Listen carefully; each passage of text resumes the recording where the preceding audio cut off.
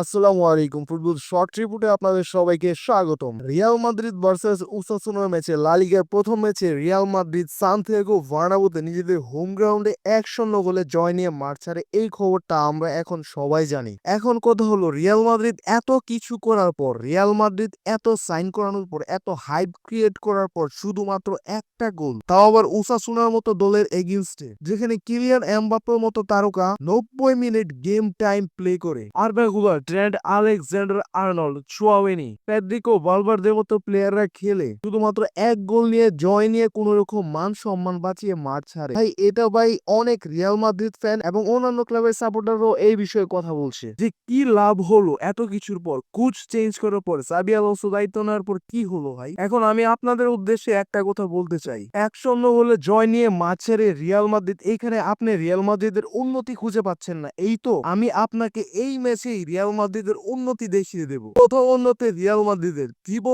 কর্তোয়ার কোনো সেভ নেই পুরো ম্যাচে। এই বিষয়টা নিয়ে যদি আপনি একটু গবেষণা করেন বা বিশ্লেষণ করেন তাহলে বুঝতে পারবেন। লাস্ট সিজনে প্রত্যেকটা ম্যাচে প্রতি ৪ মিনিটে ৫ মিনিট পর পর থিবো কর্তোয়ার একটা সেভ দিতে হয়েছে। এক কথায় রিয়াল মাদ্রিদকে মানবতার দেয়াল দিয়ে আগলে রেখেছিল থিবো কর্তোয়া। আর এই সিজনের প্রথম ম্যাচে থিবো কর্তোয়ার কোনো সেভ দিতে হয়নি কোনো বল। তার মানে কি আপনি বুঝতে পারছেন যে রিয়াল মাদ্রিদের ডিফেন্স কতটা শক্তিশালী হচ্ছে?